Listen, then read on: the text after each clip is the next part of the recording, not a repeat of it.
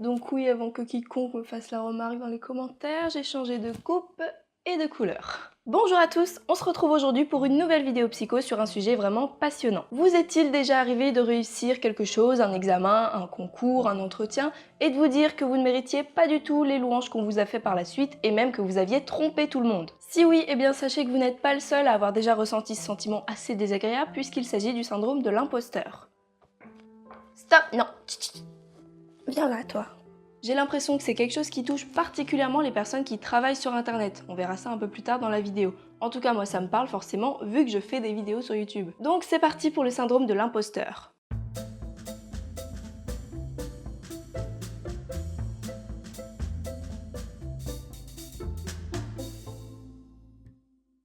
Le syndrome de l'imposteur, autrement appelé le syndrome de l'autodidacte, a été inventé en 1978 par deux psychologues cliniques. Alors, ce syndrome de l'imposteur, qu'est-ce que c'est? Bon, comme on a pu un petit peu le voir déjà dans l'intro, il s'agit d'une sorte de sentiment d'imposture vis-à-vis de nos propres réussites. Imaginons par exemple un étudiant ou une étudiante qui aurait les meilleures notes possibles à son examen, eh bien il se sentirait illégitime par rapport à ce statut de meilleur de la promo. Dans cet exemple, la personne va penser qu'elle a eu beaucoup de chance, qu'elle avait juste simplement bien révisé, mais qu'en réalité elle n'avait pas les connaissances pour réussir. Là, malgré les preuves concrètes, c'est-à-dire les bonnes notes de l'étudiant, celui-ci va se sentir totalement illégitime. Il va avoir l'impression d'avoir trompé, arnaqué tout le monde, d'être un véritable imposteur, d'où le nom de ce syndrome. On retrouve d'ailleurs ce syndrome beaucoup sur YouTube, mais pourquoi? Sur YouTube, on trouve énormément de personnes qui donnent leur avis, critiquent, veulent vous partager des connaissances ou des infos, et il arrive parfois que ces personnes doutent. Je me suis déjà dit que vous étiez un petit peu dans une illusion et que j'étais en train de tromper tout le monde parce que j'étais en train de parler d'un sujet que je ne maîtrisais pas à fond et qu'un spécialiste le ferait bien mieux. Voilà le genre de réflexion que peuvent avoir certaines personnes sur YouTube. Étant donné qu'il suffit de se munir d'une caméra pour balancer des infos sur internet, certains doutent et se sentent illégitimes. Sachez également que le syndrome de l'imposteur ne se retrouve pas seulement dans le domaine professionnel.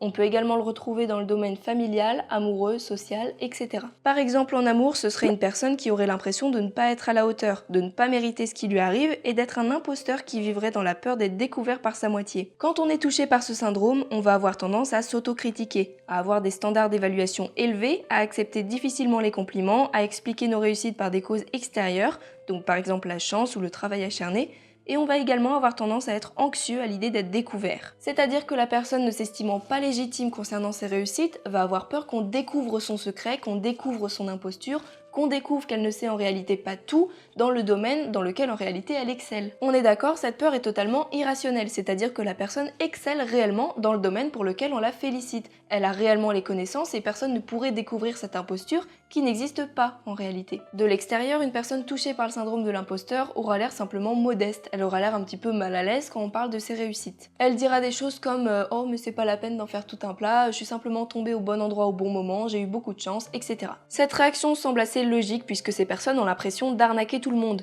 Ils ont presque des sortes de remords, une sorte de culpabilité d'avoir réussi en pensant ne pas le mériter. Mais alors d'où vient ce syndrome de l'imposteur? Eh bien ça vient en grande partie d'un manque d'estime de soi. On a l'impression qu'on n'aurait jamais pu réussir jusque-là et que là on est en train d'arnaquer tout le monde. Pour une personne touchée par le syndrome de l'imposteur, il y a un tel décalage entre la vision que cette personne a d'elle-même, donc une vision souvent assez négative, les sentiments qu'elle ressent, et justement les félicitations qu'on lui fait, les réussites. Elle a l'impression que c'est vraiment impossible qu'elle ait réussi à ce point. Les personnes principalement touchées par ce syndrome, parce que oui, il y a certains facteurs qui les favorisent, ce sont les personnes introverties et qui ont peu d'estime d'elles-mêmes, des personnes qui ont du mal à accepter les compliments, qui surestiment les compétences des autres et au contraire ont tendance à se dénigrer, les personnes qui ont peur de l'échec, de la honte, de l'humiliation. Les enfants ou les adultes qui sont surdoués perçoivent parfois leur facilité dans certains domaines comme une tromperie, donc ils sont prédisposés à être touchés par le syndrome de l'imposteur. Les personnes touchées par ce syndrome peuvent aussi avoir reçu des messages contradictoires. Je vais vous expliquer. Imaginez par exemple un enfant qu'on dénigre, à qui on dit qu'il rate tout, qu'il ratera toujours tout et qu'il n'est pas doué,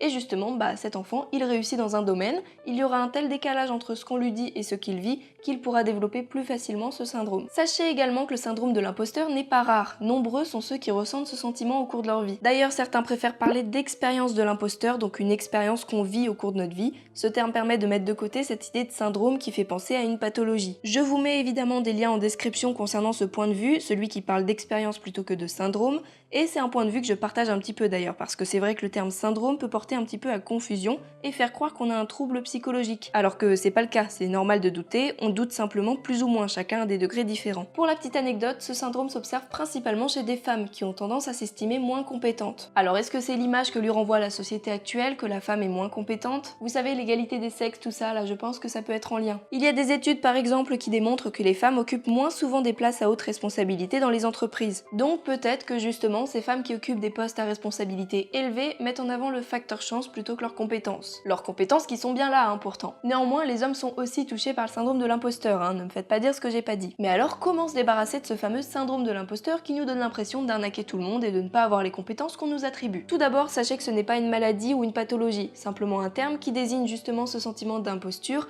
et l'angoisse qui y est associée. Parfois, à un degré relativement faible, je pense, la personne peut ne pas être impactée ou justement être motivée par ce sentiment. Je m'explique. Pour une personne justement qui pense ne pas mériter ce qui lui arrive, elle pourrait, par exemple, tout faire pour justement vraiment mériter cette place. Elle va se dépasser, elle va essayer d'être très pointilleuse et du coup ça aura un effet assez bénéfique sur elle. Donc la personne va potentiellement vouloir gommer ce sentiment d'imposture en redoublant d'efforts, ce qui aura un effet assez bénéfique, ce sera un facteur motivant. Mais à l'inverse, dans certains cas, le syndrome de l'imposteur peut justement réfréner la personne. Imaginez une personne qui va avoir plein de réussites dans divers domaines, que ce soit financier, les études, etc.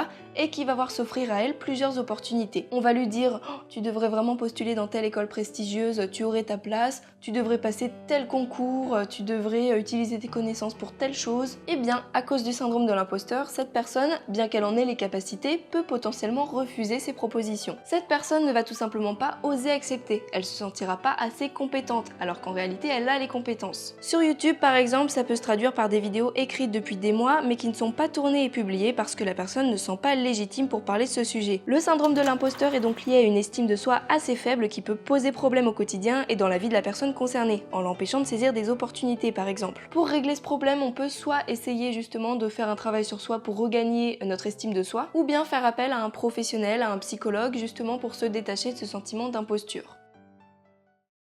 Et voilà, c'est déjà la fin de cette petite vidéo sur le syndrome de l'imposteur, j'espère que ça vous aura plu. Si c'est le cas, vous pouvez toujours laisser un petit pouce de type positif, comme d'habitude, et vous abonner pour suivre la suite des vidéos. J'aimerais également que vous me disiez ce que vous pensez de ce syndrome et si vous l'avez déjà vécu. Normalement oui, je pense que beaucoup de gens ont déjà eu cette expérience, mais n'hésitez pas à en parler dans les commentaires. Je vous rappelle également qu'il y a le lien de la page YouTube juste en dessous en description pour ceux qui voudraient soutenir la chaîne en visionnant quelques publicités. Merci beaucoup à ceux qui le feront. Quant à moi, je vous dis à très vite pour une prochaine vidéo et d'ici là, portez-vous bien.